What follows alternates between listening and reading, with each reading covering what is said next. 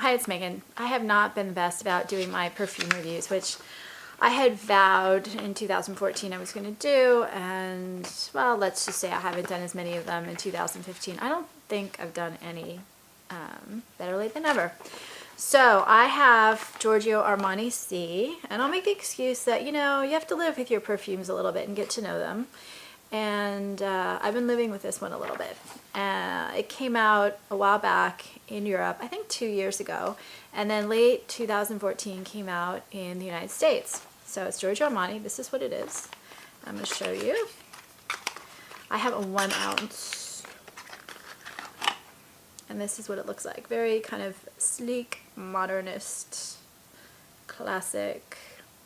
I really like the bottle. And it's got like a orange tint to it. It's pretty. It's really, and it's heavy. It's like this really, it feels like a quality bottle. This is something, I don't know, this looks to me like something from the 30s or the 40s. So they say, according to Giorgio Armani's website, and I, by the way, am a huge Giorgio Armani perfume fan, and I'm just going to do a little spoiler here. I actually really like this perfume, although looking across the internet, it seems like there are people that love it and people who, I don't want to say hate, but really strongly dislike it. So they say, from Giorgio Armani, at once chic, voluptuous, intense, and soft, C lingers on the skin and enchants the senses. The distinguished and elegant olfactory result plays on emotion, true to the Giorgio Armani couture spirit. The perfume combines 3 notes: blackcurrant nectar, modern chypre, if I pronounce that correctly, and blonde wood musk with touches of freesia and May rose.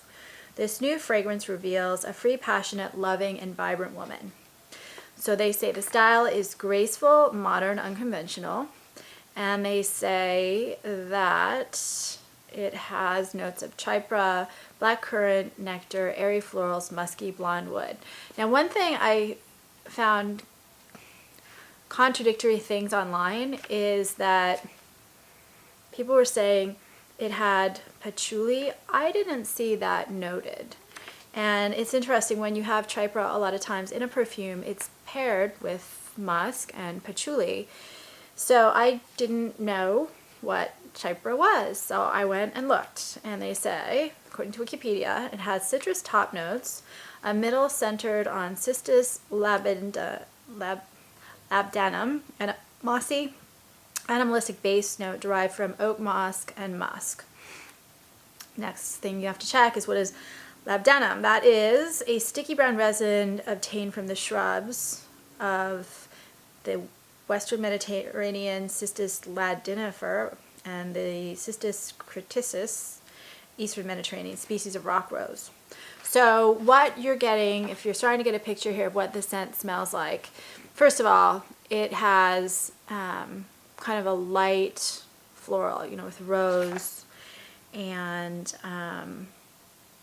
what was the other one? I'm sorry, I'm just looking it up.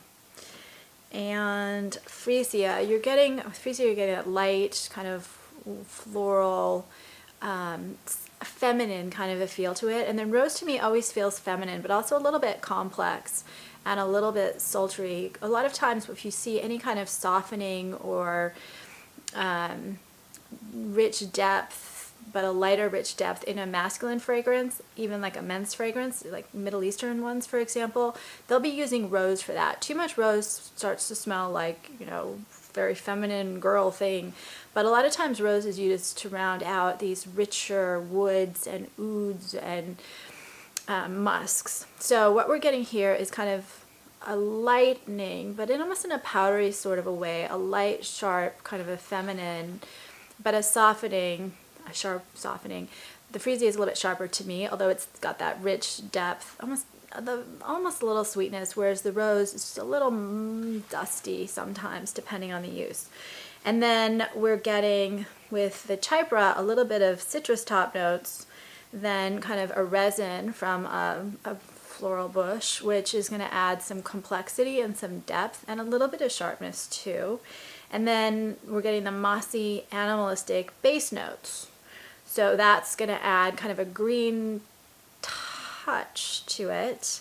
And then this animalistic thing animalic, I guess I'm pronouncing it wrong.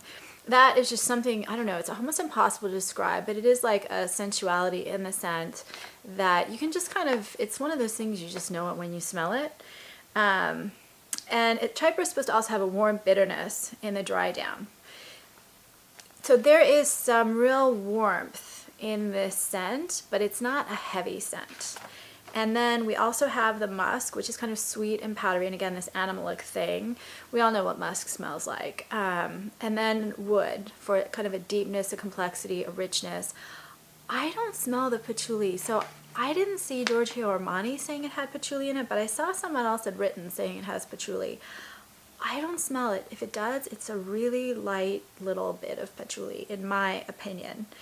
The other thing I saw is that it has organics, which is another name for ambroxan or ambrofix, which is one of those aroma chemicals that has, again, woody ambery scents. And it's supposed to add a little bit of tenacity and depth to the scent. One comparison that was on a lot of different websites was to the Lancôme La Vie est Belle. And that's where a lot of the negative comments came from. This does remind me a little bit of that, but it's almost like a more citrusy version, if that makes sense. That to me feels more feminine. The Lancôme I'm talking about feels a little bit more feminine, a little bit more floral. This one feels a little bit, and it's not a citrus scent, although it just has a touch of citrus in it. The citrus that it has doesn't smell like orange or lemon or anything like that, or have that sharp acidity that you get with citrus. Instead, it adds that kind of rich orange complexity, if you know what I mean. And so I really like these types of scents a lot, but others clearly don't. Then the blackcurrant nectar. So this, I don't know, was saving the best for last. This is probably the thing I should have talked about first. I grew up spending a lot of time in Wales, where my dad was from, and his family was still there. So I grew up with blackcurrants. My grandmother would make blackcurrant pies, and I have this fondness for blackcurrant, and I love the scent. So it's in the Falling in Love by Philosophy, and I don't know, it was a trend for a little while there. I just like the way it smells. It's a berry, but it has more of a sophisticated richness to it, and it's a little bit less sweet. Blackcurrants themselves are actually slightly acidic and slightly sharp and pungent when you eat them, and then you have to put tons of sugar on them to make them taste sweet. So I really like just the real depth and richness and complexity of the blackcurrant. It's like a syrupy scent to it, which I think you can also smell in something like La Vie est Belle. It also has a slight syrupiness to it, but not that super sweet cloying kind, because you've got it sharpened with the musk and the wood.